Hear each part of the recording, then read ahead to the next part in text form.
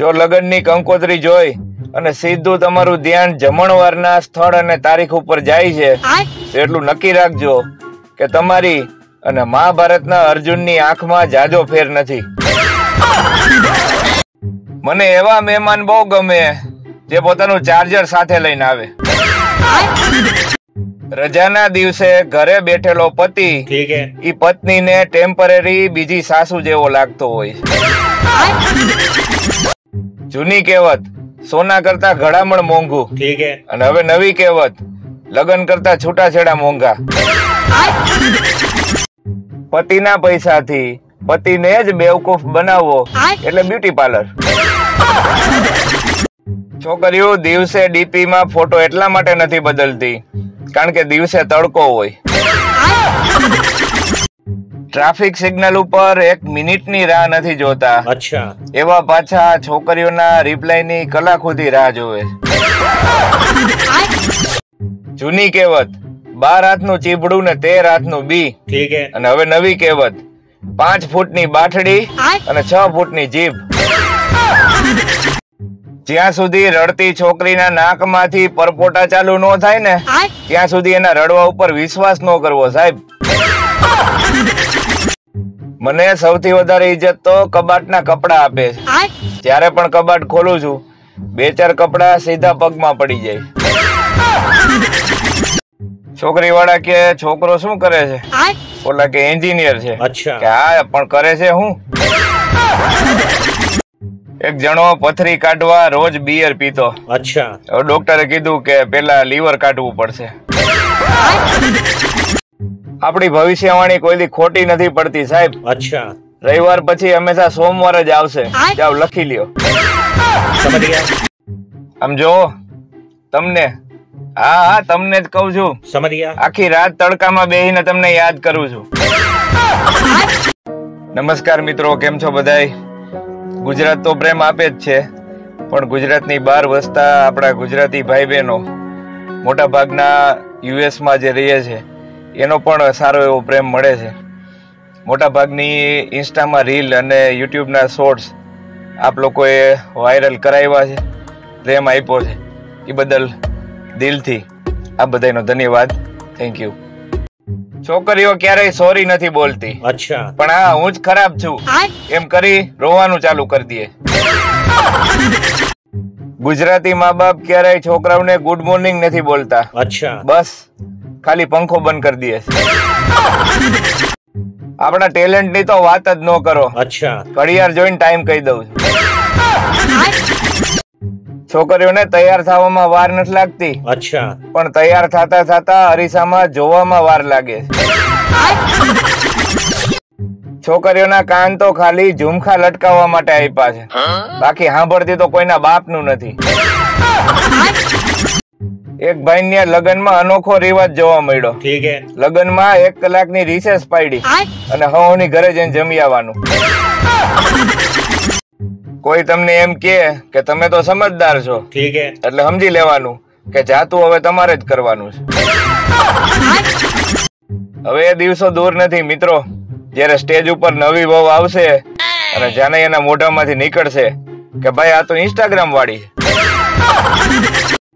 પતિની ભૂલવાની આદત થી પરેશાન થઈ પત્ની એને સૂકો મેવો ખવડાવવાનું ચાલુ કર્યું.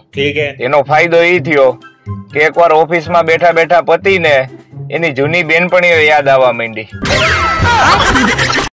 વૃદ્ધાશ્રમ માંથી એક ફોન ગયો કે કરશન કાકાના દીકરા બોલો છો? કે હા.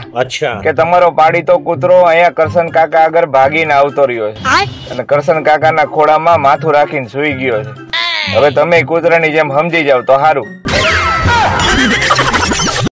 સ્ત્રીઓને લગ્ન પછી મોટા ભાગે વાંધો એટલા માટે આવે છે કારણ કે પતિ ખાવાનો શોખીન હોય અને પત્ની બનાવવાની આળસુ હોય. જે લોકો એક વાત કહું એમ કહીને ચૂપ થઈ જાય છે ને એ સાલાવને તો જન્મ ટીપની સજા મળવી જોઈએ. મનુષ્યો 2 પ્રકારના હોય છે. એક જ્યાં જાય ત્યાં આનંદ, અને બીજા જ્યાંથી જાય ત્યાં આનંદ. પત્નીની આંગળી ઉપર લોહી દેખાણું ને તો પતિ દોડી અને આંગળી ચૂસી લીધી અને ફૂંક મારી. અચ્છા. ઓલી કે આ શું કરો છો? કે મેં હમણાં વંદો માર્યો હતો. દીકરો મોટો થઈ ગયો ને એટલે બાપે પૂછ્યું કે બેટા તારે કેવી પત્ની જોઈ છે? બોલો કે મારે ઊંચી, રૂપાળી, સુંદર, સુશીલ, નમણી, મારું હંમેશા કયું માનતી હોય એવી અને ક્યારેય મારી હારે ઝઘડો ન કરે એવી. પપ્પા કે બેટા એને મનનો વેમ કહેવાય, પત્ની નો કહેવાય. લગ્ન પછી 6 મહિના સુધી તો દરેકની પત્ની મૃદુભાષી અને શાંત જ હોય. અચ્છા. સાચી ખબર તો એના પિયરિયા વાળા વિશે 2 સવાલ કરો ને ત્યારે ખબર પડે. ઇતિહાસ સાક્ષી છે મિત્રો. બાઇક હલાવવા વાળા પાછળ બેઠેલો માણસ બાઇક વાળાની ખાલી હામાં હા મિલાવતો હોય છે, સાંભળતો કાંઈ નથી હોતો. આ ભણવામાં જાજી ડિગ્રીઓ ભેગી કરી હોય ને એના મગજ તપેલા હું કામ રીએ એ આ તાપમાનની ડિગ્રી ઉપરથી ખબર પડે. પેલાના સમયમાં બાલ વિવાહ થતા અને હવે તો માથાના બાલ વયા જાય તોય થાય તો થાય. જેને મોટા મોટા એડવેન્ચર કરવાનો શોખ હોય ને એકવાર લગ્ન કરી લ્યો, એની પાસે તમારા બધા એડવેન્ચર નાના લાગશે. મિત્રો 100 વાતની એક વાત, બોડી બનાવવા કરતા ફાંદ બનાવી સહેલી છે. રવિવારે પત્નીએ પતિને ચા આપતા આપતા કીધું કે આજે ઘરે જ નાઈ લેજો, શેર બજાર બંધ છે. હમણાં મારા દોસ્તારને ફોન કર્યા વગર એની ઘરે મળવા ગયો. અચ્છા. ત્યાં મને ખબર પડી કે એ તો મારી ભેગો ફરવા ગયો. તો પૂછવું તો એ સાહેબ કે પેલો સગો જો પાડોશી હોય તો એ પાડોશી વાઈફાઈ માં પાસવર્ડ શું કામ રાખતા છે? જે એમ કેતા હોય કે સિંહ ના ઠેકાણા ન હોય, ઈ સિંહ ના લગ્ન કરાવી દો એટલે સિંહ જ ઠેકાણે થઈ જાય. માવો અને ગુટખા ખાવા વાળા ઉચ્ચ સંસ્કારી હોય છે. એ મોટા ભાગે મૌન જ રહે છે અને ત્યારે જ બોલે છે ત્યારે કોઈ વાતની કિંમત એના માવા કરતા વધારે હોય. પંચર વાળો જો એમ કહે કે ટ્યુબ બદલવી પડશે તો આપણને એમ થાય કે નોર્મલ ડિલિવરી થાય એમ હતી અને આને સિઝેરિયન કરી નાખ્યું. હમણાં એક મોટરસાયકલ પાછળ સૂચના હતી કે આપનું વાહન 10 ફૂટ દૂર રાખો. મેં માવો ખાધો છે અને હું ગમે ત્યારે થૂકીશ. ટીચર છોકરાને કહે તું આટલો બધો મોડો કેમ આવ્યો? ઓલો કે મારા મમ્મી પપ્પા બાંધતા હતા ને એટલે. તો એ કે એમાં તારું શું કામ હતું? કે હું 2 ના વારા ફરતી ચંપલ આપતો હતો.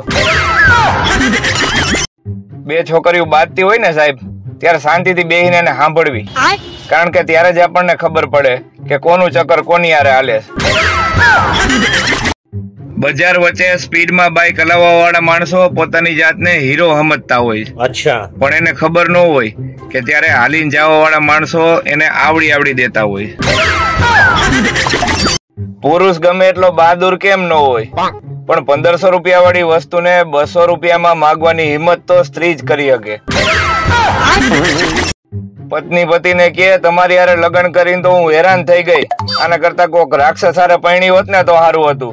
અરે પતિ કે ભાઈ બેન માં લગ્ન ન થાય ગાંડી.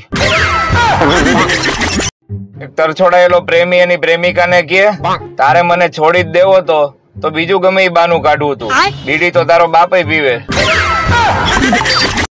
દરેક મહિલાઓનું એક જ સપનું હોય છે કે મન ભરીને ખાવ પણ તોય જાડી નો થાવ. આ બાયુના પગના દુખાવાની સ્વિચ એના મગજમાં હોય છે, જે નવરાત્રી ઉપર અને લગ્ન પ્રસંગમાં દાંડિયા રાસ ઉપર બંધ કરી દે છે. એક ભાઈ મને કે આ બરોડા થી વડોદરા કેટલું દૂર છે? મેં કીધું જેટલું મુંબઈ થી બોમ્બે થાય ને એટલું. મિત્રો એક ખાસ સૂચન, ગમે ત્યાં માથાકૂટ થતી હોય ત્યાં ન ઉભા રહી જવું પણ બેસીને જોવું, કારણ કે પછી પાછળ વાળાને દેખાતું નથી. લોકો કહે છે કે તમે પ્રેમ વગર ન જીવી શકો. અચ્છા. પણ મારું માનવું છે કે પાણી વધારે જરૂરી છે. પરણેલાઓ માટે આજનો દિવસ કેવો જશે એ રાશિફળ ઉપર નહીં પત્નીના મોઢા ઉપરથી ખબર પડે છે. ચહેરાનો રંગ જોઈને કોઈ દી લગ્ન ન કરવા સાહેબ, કારણ કે કાળી કીડી કડતી નથી અને લાલ કીડી સોજાડી દે છે. તમારી ઉંમરમાં ગમે એટલા નાના હોય તોય સાસરિયામાં એને તમે કહીને જ બોલાવવામાં આવે છે. અચ્છા. એટલા માટે કારણ કે સાસરિયા વાળાઓને ખબર છે કે એ આપણી ખૂંખાર સિંહણ ને હાચવીને બેઠા છે. અમુક તો લગનમાં 10 વાટકા કેરીનો રસ ઉલાડી જાય, પાછા કેતા જાય કે આમાં પપૈયાનો રસ મિક્સ કર્યો હોય ને એવું લાગે છે. હો, મારા મિત્રને ચમચી ધોતાય નહોતું આવડતું. પછી મેં એને સલાહ આપી કે લગ્ન કર લે, તારે આ કઈ માથાકૂટ નો રહે. અચ્છા. હવે એને કપડા ધોતા, વાસણ સાફ કરતા, કચરા પોતા કરતા બધુંય આવડી ગયું. પત્ની આવી, શિક્ષણ લાવી. મને મારી ઊંઘ થી અને ઊંઘ ને મારાથી સાચો લવ છે, પણ ઘરવાળા આ સંબંધથી ખુશ નથી.